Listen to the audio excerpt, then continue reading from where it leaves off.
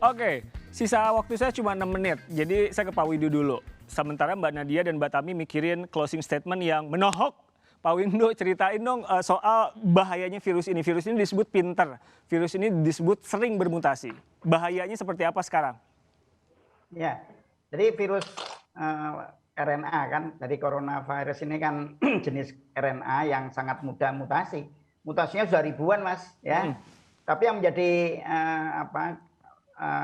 varian of concern itu 3 ya. Jadi yang varian dari UK yang B117, kemudian dari Afrika Selatan B1351 dan dari Brasil yang P1 itu. Nah, ini yang terjadi di India itu juga salah satunya peranan dari varian-varian baru yang lebih menular ini ya. Ini yang jangan sampai kita kemasukan ya, karena kita terus terang aja sudah kebobolan ya. B117 sudah ada di beberapa tempat, termasuk yang ini yang mutan yang E484K itu, yang itu ya. Itu juga mematikan sudah ya, Pak? ditemukan di Indonesia. Kenapa? Mematikan.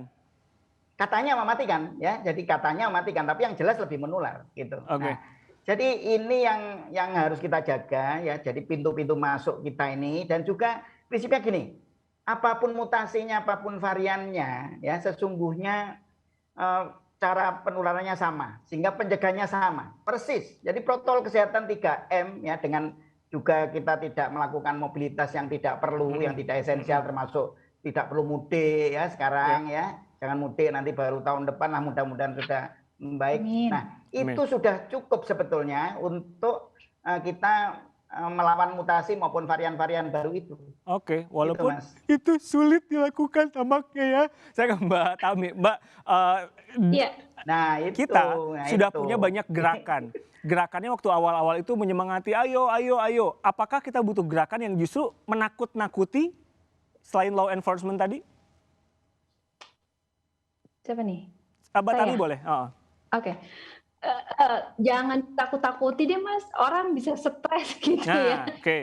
Stres kan tingkat imunitasnya jadi berkurang. Kalau saya coba dibalik deh. Coba kasih pancingan reward apa, iming-iming apa gitu. Orang tuh bisa, oh iya ya, menumbuhkan kesadaran jadinya.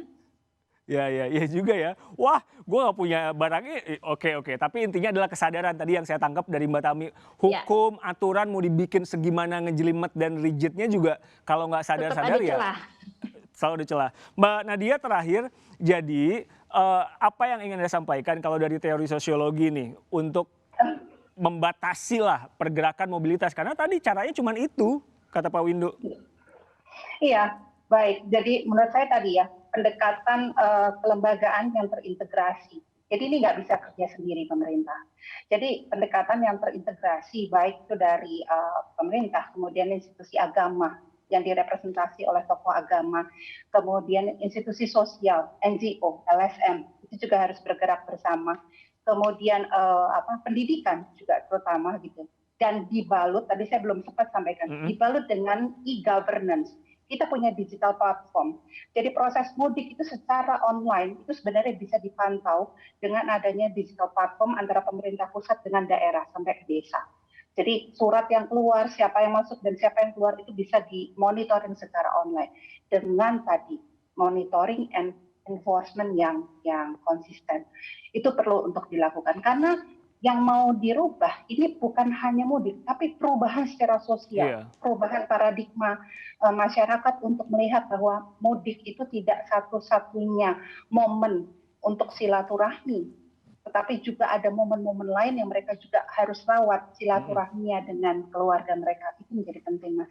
Iya, saya aja belum pernah tuh ketemu langsung sama Pak Windu. Ngobrol sih sering ya online sama Mbak Nadia dan juga Mbak Tami. Kapan-kapan kita ketemuan tentu setelah pandemi berakhir, harapannya dengan protokol kesehatan, karena hidup kita mau nggak mau sudah emang berubah. Kita nggak akan bisa lagi hidup seperti dulu ya. Terima kasih banyak menambah wawasan kami, meluangkan waktu untuk kata netizen malam hari ini. Mbak Nadia, Pak Windu dan Mbak Tami, sehat-sehat selalu ya. Sehat selalu. Sampai ketemu. Oke, Anda juga sehat-sehat selalu, karena itu mahal. Pertimbangkanlah untuk melakukan mobilitas yang tinggi, patuhi protokol kesehatan. Saya Riko pamit, terima kasih sudah menonton Kata Netizen. Ketemu lagi minggu depan, sampai jumpa.